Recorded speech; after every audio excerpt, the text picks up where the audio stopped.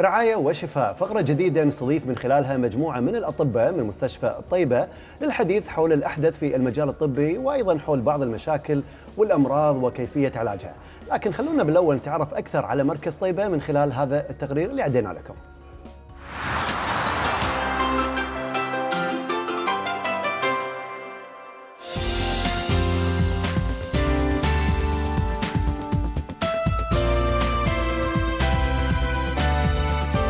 عندما تكون صحتنا هدفاً، يجب أن ترتكز خياراتنا على ما يضمن الحفاظ عليها.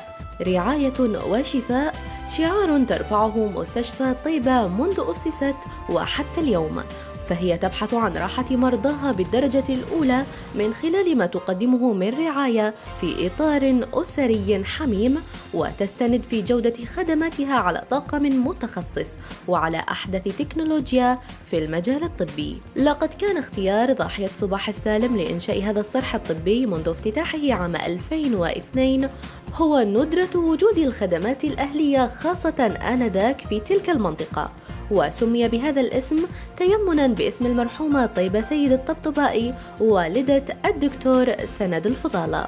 أسست طيبة كلينيك كأول مركز طبي لجراحات اليوم الواحد في دولة الكويت تحت شعار رعاية وشفاء، لتقديم خدمات صحية شاملة في جميع التخصصات الطبية والخدمات المساعدة كالأشعة والمختبر والصيدلية، ومجهزة بأحدث المعدات الطبية لإجراء عمليات اليوم الواحد، بالإضافة إلى قسم خاص بأطفال الأنابيب.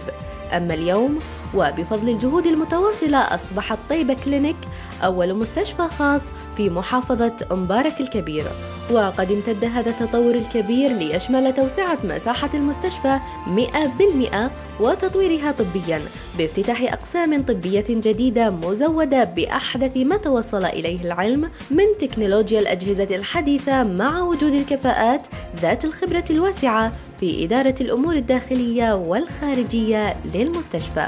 فلدى زيارتك لمستشفى طيبة سترى الفرق، فهي تضم كافة التخصصات والأقسام بلا استثناء، بداية من قسم الأطفال المجهز بالكامل، وقسم الأمراض الباطنية والسكري، وقسم القلب والأوعية الدموية، مرورا بقسم التخدير وأمراض الجهاز الهضمي والمسالك البولية وطب العيون والجلدية، وصولا إلى أقسام التجميل والليزر والأسنان وغيرها، بالإضافة إلى قسم الطوارئ التخصصي والأشعة التخصصية والتحاليل.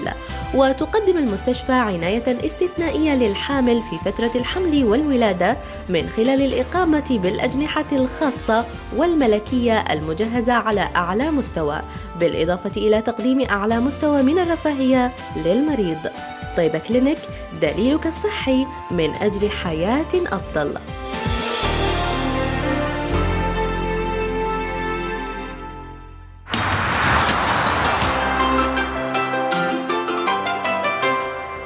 مستشفى طيبة ما شاء الله من المستشفيات الكبيرة اللي أثبتت كفاءتها بعد ما بدأ كعيادة، لكن ما شاء الله كل يوم يزيد، وبالأجهزة طبعا الحديثة، بالإضافة إلى طاقم الأكفاء الموجودين في المستشفى. من ضمن الأمور اللي نتحدث فيها اليوم الاهتمام بالمرأة وصحتها وتوعيتها بكيفية التعامل مع المشاكل الصحية. طبعا هذا أمر ضروري جدا بالنسبة للمرأة، خاصة أنها تمر خلال مراحلها العمرية المختلفة بتغيرات عدة، ومن أجل كذي طبعا معنا اليوم في فقرتنا الطبية الجديدة رعاية وشفاء الدكتورة سلمي الكياني، استشارية النساء والولادة. ايش رايكم نتعرف عليها اكثر؟ طبعا we'd like to say good morning first. Good morning to you, and Ben. we'd like also to know more about you through this report if you allow us. Yes, of course. شوف التقرير عن الدكتورة.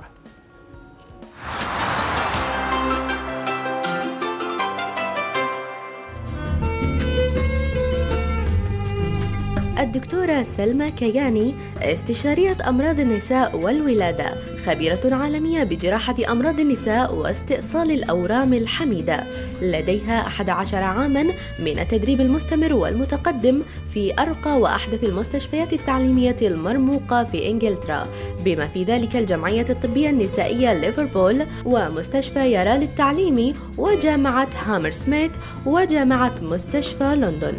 وقد حصلت الدكتورة سلمى على عضويتها من الكلية الملكية لأطباء التوليد وأمراض النساء عام 2002، والمعترف بها دوليا في جراحات أمراض النساء وفي استئصال الأورام الحميدة لدى السيدات والفتيات. وتعتبر الدكتورة سلمى رائدة في هذا التخصص، حيث حصلت على موافقة الكلية الملكية لأطباء التوليد وأمراض النساء بعد التدريب المكثف لأكثر من 3 سنوات، بالإضافة إلى شهادة معتمدة من الجمعية البريطانية لأمراض النساء والتنظير.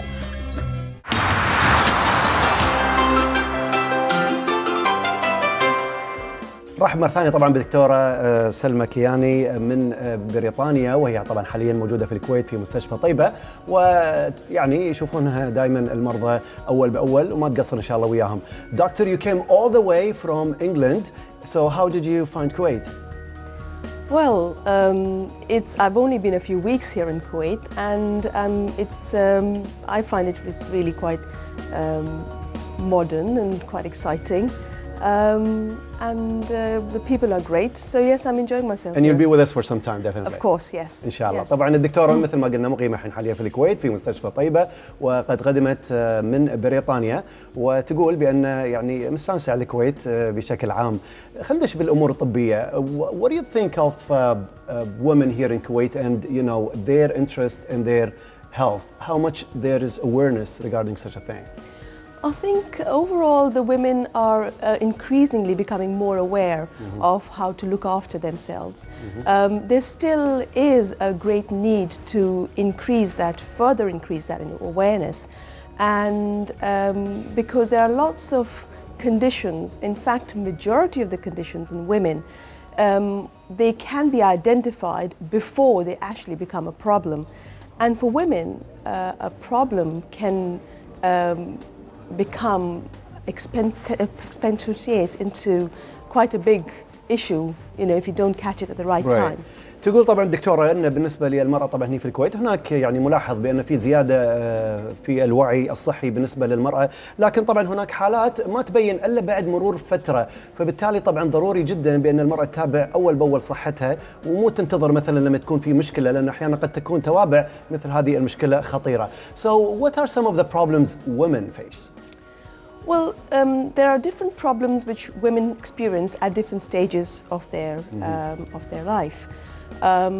For example, you can say that from young girls right to the age of the ripe old age, they have problems with their periods, problems with pain, and problems with fertility. These are just the main crux. That overall, there's hormonal problems also which we experience. Right. طبعا المرأة قد تواجه العديد من المشاكل الصحية بدءا من بلوغها كفتاة إلى أن طبعا تكبر في العمر، فهناك مشاكل الدورة والآلام، وأيضا المشاكل الخصوبة، بالإضافة إلى طبعا عدم انتظام الهرمونات وغيرها من المشاكل. So let's talk about the pain that usually we hear women have, especially maybe the little ones, before and during her period. What causes that? It's all hormonal, really. I mean, it's all that maintaining the delicate balance of hormones in a period.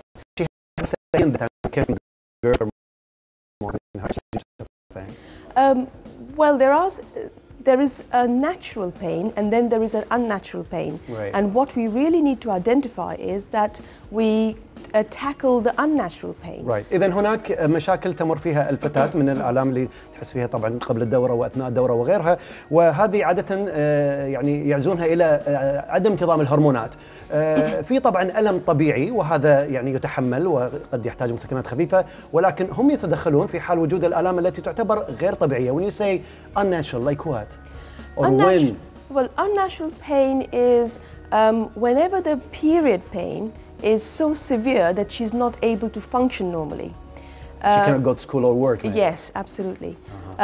And the other unnatural pain will be the pain which is outside the period. That is again not natural. Right.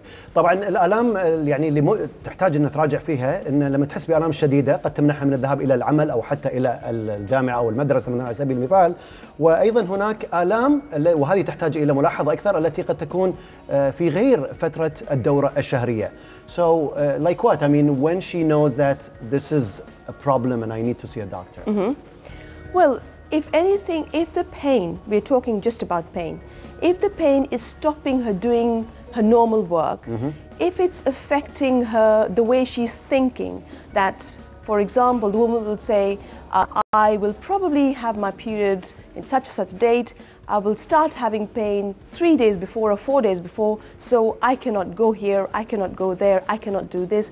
If that shouldn't be the case. That should not be the case. And usually the pain is in the lower part of the abdomen or the back or both? It will be in the lower part, yes, you're right, in the lower part of the abdomen, the back, and it may go down her legs, and it may affect the way she passes urine. Right, definitely.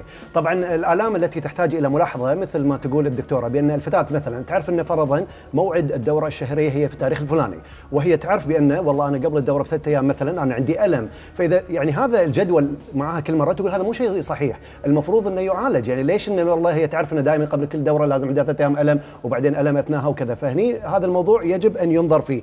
طبعا الآلام هي تكون في أسفل البطن وأحيانا تكون في أسفل الظهر وأحيانا ممكن تكون الآلام إلى الساق أيضا. What about the weight? Does the weight plays any role here?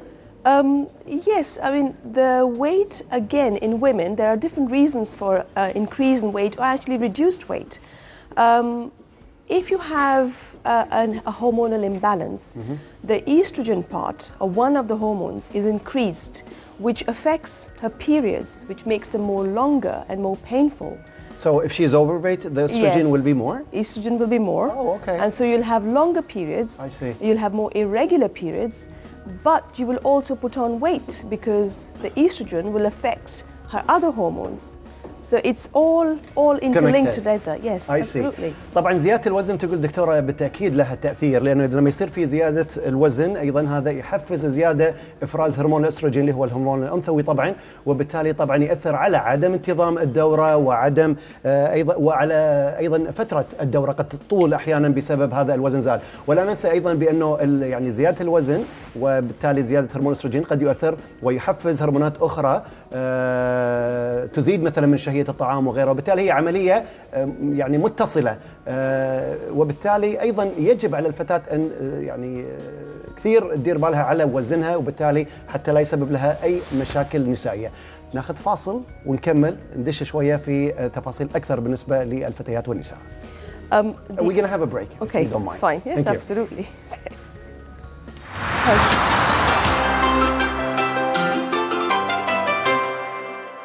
معنا طبعا الدكتورة سلمي الكياني من مستشفى طيبة، ونواصل الحديث عن المشاكل الصحية للفتاة وأيضا للمرأة. كنا نتكلم عن زيادة الوزن وتأثيرها على انتظام الهرمونات وغيرها من المشاكل الصحية. Doctor, what about, there's also a trend with girls, you know, they are so obsessed of losing weight and they want to be really mannequins and models. Does that affect? That actually has a much more significant and a much more long-term and severe effect on their periods and on their fertility as compared to weight gain, because you think you're looking good and you think that you're just doing just the right thing, you're in, but actually if you lose too much weight, you stop your periods, it affects your fertility and it affects all your hormones, so your periods will stop for years and that will clearly affect your fertility. يمكن قبل لا ننتقل إلى موضوع الحمل والولادة سألنا الدكتورة عن الناحية الأخرى من الوزن، ولا يعني مش اكتاب للوزن لكن فقدان الوزن. تقول دكتورة بأن هذه المسألة أصعب بكثير من زيادة الوزن، في كثير من البنات يعني ودها مهووسة بالرشاقة، تبي تصير رشيقة حيل مثل المودلز وكذا، فبالتالي ما تاكل وايد. تقول دكتورة فقدان الوزن وقلة الوزن له تأثير أكبر بكثير، لأنه ممكن يأثر على الدورة وبالتالي أيضا يباعد فترات الدورة، والبعض اصلا يمكن ما تجيها الدوره من سبه عدم الاكل، غير كذي ايضا ياثر على الخصوبه في المستقبل، يعني الموضوع هي مش بس شكل لكن ياثر على خصوبه المراه في المستقبل، راح ياثر كثير على انتظام الهرمونات. So the girl will become a woman and then maybe she will get married and then have kids. What are the problems associated with pregnancy and childbirth? Well, the most important thing for any woman to really understand and appreciate is that if she is healthy before pregnancy, she's going to continue the health during pregnancy. Pregnancy is like a window into your future. So, and if you're ever going to have any problems, any general health problems in the future, the pregnancy will actually give you a flash of what's going to happen. So the more healthy you are to start with, the more healthy you will be during pregnancy. Right. تقول الدكتورة طبعا بأن بالنسبة للمرأة التي يعني تحمل وسوف تلد لاحقا، صحة المرأة قبل الحمل والولادة هي مؤشر يعني واضح جدا لحالتها أثناء الحمل وأيضا بالنسبة للولادة، فالتي صحتها جيدة إن شاء الله راح تكون أيضا نفس الشيء في موضوع الحمل والولادة. تقول الحمل يعطي للمرأة نافذة على المستقبل بالتأكيد، ومن خلال الحمل ممكن أيضا تعرف على نفسها أكثر وما قد يكون هناك من صعوبات لا سمح الله أثناء الولادة. So if someone or the woman is healthy, then she's going to have healthy delivery. Yes, absolutely. But some women go through complications. Of course, and that's part of being pregnant and part of the natural process of pregnancy. If you have a normal delivery and if everything's going normal, women still have problems because her tissues have become softened and much more relaxed, and that will lead to problems later on with her pelvic floor, and that will lead laxity of the pelvic floor, and adequate advice and guidance during pregnancy can actually help avoid lots of problems. Right. تقول الدكتورة بأن طبعا بعض النساء اللي يواجهن مثلا مشاكل في الولادة يعني يجب عليهم بأن ينتبهوا خلال فترة الحمل، وهذا شيء طبيعي طبعا إذا صارت في مثلا بعض المسائل، مش كل امرأة طبعا أكيد يحوش هذا الموضوع، لكن البعض هذا لا شيء لا خوف منه، لكن يجب متابعته من البداية من خلال طبعا الاستشاري والطبيب. أيضا لا ننسى بأن هناك قد تحصل بعض الأمور مثلا تأثيرات على الرحم، الأنسجة أصلا بعد الولادة تكون طرية جدا بالنسبة للمرأة، الحوض يتأثر، وبالتالي يحتاج الموضوع إلى متابعة أثناء فترة الحمل وأيضا طبعا بعد الولادة حتى يتطور الموضوع إلى ما لا تحمد عقباه. Now some women also go for a cesarean operation. How okay is that? Well, if the cesarean is required, it is required, and there's no question about it. If you need it, that is the only way you're able to deliver. Some women go for it as an option also. Well, yes. I would be very careful in doing that because cesarean section is still major surgery. You're given a big cut, about 10 to 15 centimeter cut on your tummy that goes through the whole of your abdominal wall, cutting your bladder, cutting through the uterus. So you've got problems from that part, and then problems with the delivery. You might end up having lots of bleeding, end up having blood transfusions, and of course now you end up with a scar, a permanent scar on your abdomen, which will not only affect your day-to-day life in the future, but will also affect your subsequent pregnancies. But some women think if they go for cesarean, that will help them in the future with the prolapse. They were going to have less prolapse, you know? There is significant evidence now to say that prolapse or cesarean sections do not prevent a prolapse. اوكي. طبعا تقول الدكتوره بانها ما تحبذ العمليه القيصريه، لكن لو كان الدكتور مثلا اشار على المراه بانها يجب ان تعمل العمليه القيصريه للولاده، فبالتالي هذا يعني موضوع لا جدال فيه، اذا العمليه القيصريه واجبه فهي واجبه. تقول لكن بعض النساء مثلا يختارون بانه والله تسوي عمليه قيصريه بدل الولاده الطبيعيه، مع انه يكون خيار وتقدر تولد ولاده طبيعيه. ليش؟ لاعتقادها بانه هذا راح يقلل من موضوع التهبيطات النسائيه، نزول طبعا الاعضاء الحوض وغيرها مثل ما نقول اللي هي تصير عند البعض الولاده. تقول الدكتوره حسب دراسات والابحاث بان اثبتت بانه العمليه القيصريه لا تمنع ولا تقلل مثل هذا الموضوع، فبالتالي اذا المراه عندها خيار الولاده الطبيعيه هي تشجع كثيرا موضوع الولاده الطبيعيه، لان الولاده القيصريه اذا كانت كخيار وليس يعني ك خلينا نقول مثلا موضوع لا بد منه، فيه طبعا تقطيع للبطن وبالتالي الرحم وغيره، والشق ايضا راح يكون، فبالتالي في نزيف، فبالتالي هم لا يحبذون الا اذا كان هناك يحتاج مثل هذا الموضوع. So let me just ask you also about the checkups. What kind of checkups woman has to do and when? It is ideal, or it would be, I would strongly recommend women to have at least one detailed checkup. In which age? Well, as soon as they start having their periods, okay, maybe from the age of 16 onwards, they should have checkups almost every year. What type of checkup? What is it called? Well, you can call it different things. You can just call it a screening, annual screening. Okay. You can call it a well woman checkup, that a woman is healthy, but still there is a screening where we can do ultrasounds. If she's not married, we can just do simple ultrasound to make sure that everything is okay. But once a woman is married, then I think then it's mandatory to have a checkup every year minimum. In some countries, particularly in Europe, the mandatory check is almost every 6 months. اوكي. بالنسبه للفحوصات الطبيه تقول دكتوره طبعا لابد منها وضروريه بمجرد ما تمر الفتاه في الدوره الشهريه، يعني حتى في هذا السن صغير لازم الفحص يكون على الاقل مره في السنه. تقول بالنسبه للمراه المتزوجه مجرد ما تتزوج واجب وليس خيار، يعني لا تطوف في الموضوع، لازم على الاقل مره بالسنه تفحص. تقول حتى في بعض الدول في اوروبا مثلا موضوع الالزام هذا يكون كل 6 اشهر، مرتين يعني بالسنه، كل 6 اشهر لازم يكون في فحص نسائي طبعا للمراه. Now as we're wrapping our interview and sure there will be more details that we need to talk about and you definitely will come back to us in the future, right? Thank you. Is there a final word that you'd like maybe to address to girls and women in general regarding their health? What I would like to say to all the women in Kuwait and all the girls in Kuwait is that you do not need to be in pain. You do not need to have infertility. And a normal functioning body is when you are not aware of all your symptoms, of anything. So if you are aware of any discharge, aware of any abnormal bleeding, aware of any pain, and there are any problems, then you do need a checkup, because the sooner you come to a doctor, the better it is, because we can catch and treat the sooner it's treated. From the beginning. Absolutely. Great. Let me just translate this part, and yes. I definitely thank you because you're really being of a great help for me here. طبعا ككلمة أخيرة تقول دكتورة بأن أنا أشجع كثيرا الفتيات والنساء هنا في الكويت بأن يعني أقول لهم أن مو لازم يعيشون في الألم. موضوع الألم هذا ممكن التغلب عليه، يعني لا يصير شيء مسلم فيه وخلاص أنه هو جزء من أعراض الدورة وقبلها وبعدها ومش عارف إيش. فتقول دكتورة لا، أكيد مراجعة طبيب راح تساعد كثير على هذا الموضوع، وأيضا ما له داعي بالإهمال لأن هذا قد يؤدي إلى لا سمح الله العقم وبالتالي أيضا تأثير على الخصوبة. فتقول إذا ما في عوارض كفتاة لا بأس، لكن بمجرد ما تحس بأن في شيء غير طبيعي، دماء بزيادة، إفرازات معينة مثلا، آلام لا تتحمل، ليش تنطر؟ ممكن تراجع على طول وبالتالي أيضا تريح نفسها، وبالتالي تكون أيضا إن شاء الله في المستقبل امرأة وأم بشكل طبيعي حال حال باقي الأمهات. نشكر كثيرا طبعا الدكتورة سلمى. Thanks a lot for being with us.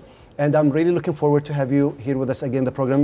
And I'm sure, as I said, there are a lot of details that we have not covered today, but we'll definitely do in the future. Okay, then thank you very much, Ben, for having me here, and it's a pleasure to be here with you. Same here, my pleasure. إذا نشكر الدكتورة سلمى من مستشفى طيبة على المعلومات القيمة التي زودتنا بها اليوم، وإن شاء الله راح تكون في أسبوعيا فقرة في هذا الصدد ونلقي الضوء على أمور صحية أكثر مع الدكتورة وأيضا باقي الأطباء في مستشفى طيبة. خليكم معنا، راح نكمل فقراتنا في صباح الوطن.